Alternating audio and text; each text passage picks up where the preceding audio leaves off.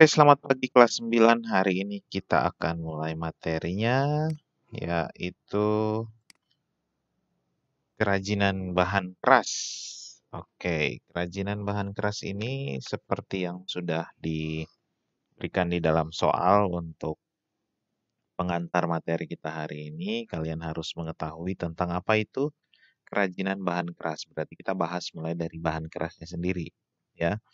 Jadi, eh, kerajinan bahan keras ini seperti namanya, pengertiannya itu kerajinan bahan keras itu produk yang dibuat atau produk yang bahan dasarnya menggunakan bahan yang sifatnya keras. Ya, pengertiannya sederhana sekali.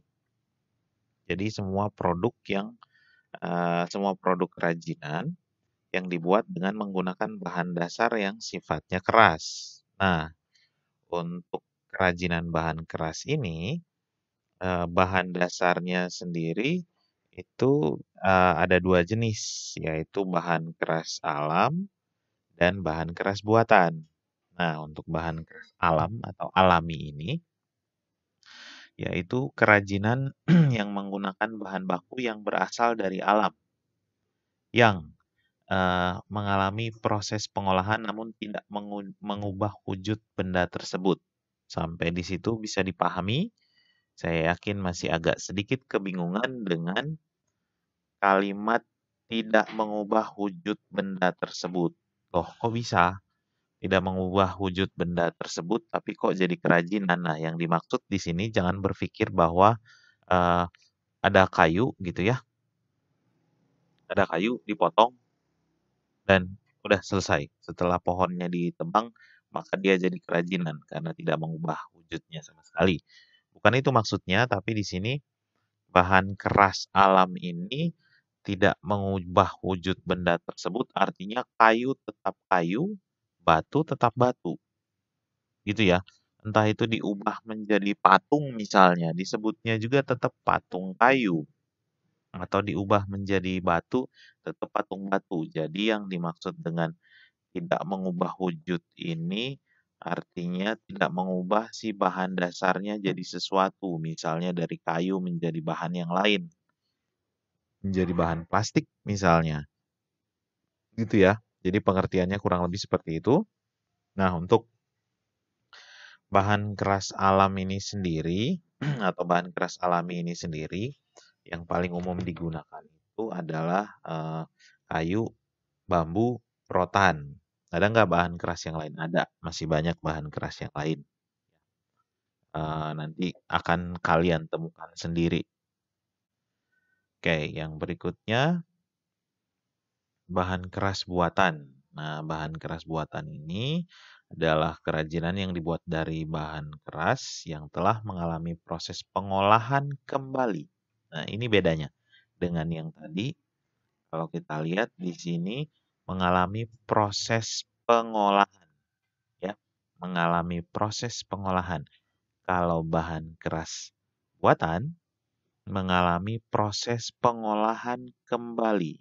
Ini yang nggak ada di bahan keras alam. Mengalami proses pengolahan kembali hingga menjadi bahan keras yang dijadikan bahan baku kerajinan. Ya, kalau di sini tidak mengubah wujud, oke?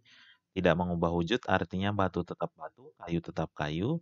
Sedangkan kalau di sini diproses kembali hingga menjadi hingga menjadi keras dan dijadikan bahan baku untuk kerajinan. Contoh misalnya kaca.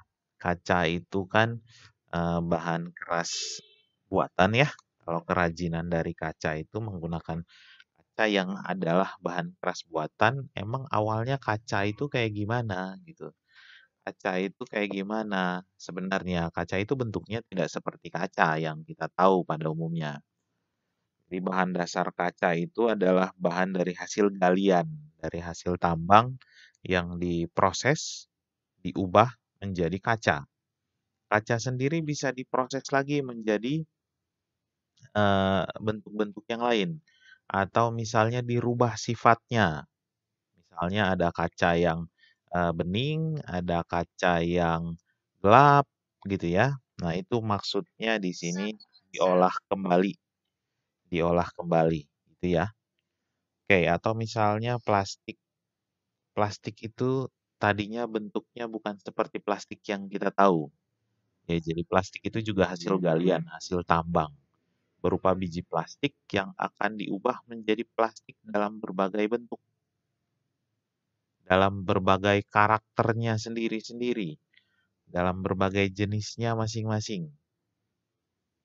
Oke, sampai di sini bisa dipahami, Bapak Ibu yang terkasih?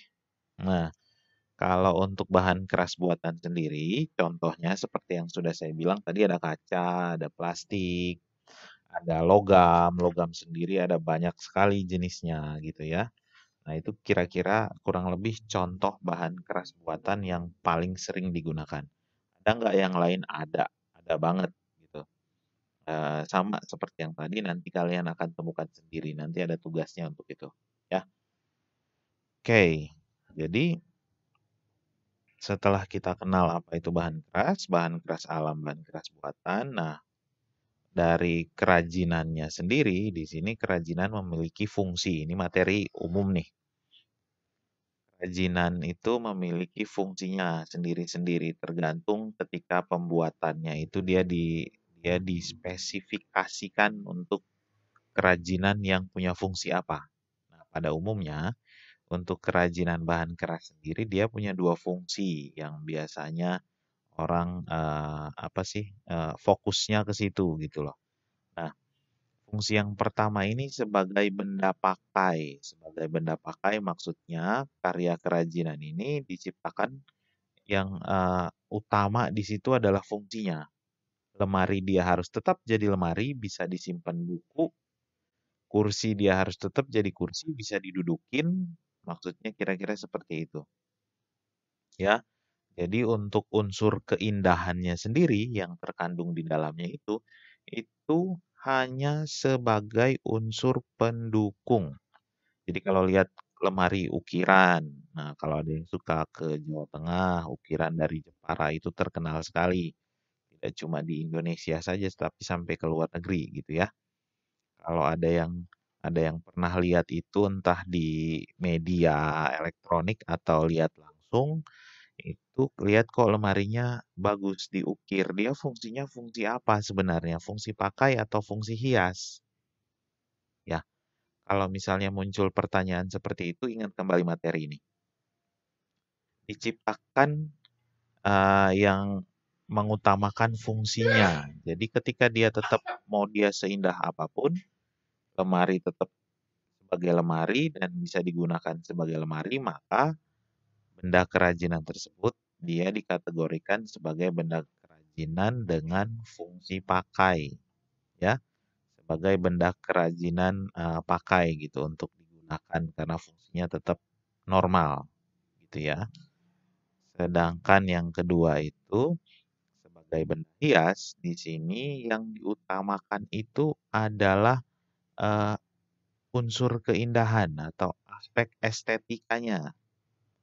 Jadi benar-benar yang dibuat itu memang mengutamakan keindahannya. Contoh, ada bingkai, patung, hiasan, gantungan kunci. Nah, kalau saya sebut contohnya kayak gitu, mungkin kalian masih di awang-awang gitu. Bayangin ini teh gimana maksudnya. Nah, contoh yang paling simpel, ada yang suka lewat daerah Cimaduyut, lihat patung sepatu. Itu dibikin sepatu bukan? Iya, dibikin sepatu. Sepatunya bisa dipakai enggak? Enggak, karena dia fungsinya bukan untuk itu. Gitu ya. Ini untuk pembeda saja, untuk membedakan saja fungsi pakai dan fungsi hias, gitu ya. Jadi kalau yang suka lewat Cipaduyut, lihat patung sepatu, oh itu sepatunya fungsinya fungsi hias, gitu ya. Jadi yang diutamakan itu estetika. Itu apalagi sebelum Cimaduyut itu ada sepatu boot gede banget gitu dipajang di pinggir jalan gitu. Kan sudah pasti tidak bisa digunakan, gitu ya. Dia hanya sebagai bahan atau ornamen dekorasi saja. Oke, sampai di sini Bapak Ibu sudah paham? Kalau sudah paham, nanti akan ada latihannya lagi. lewat, chat di grup WhatsApp. Oke, terima kasih.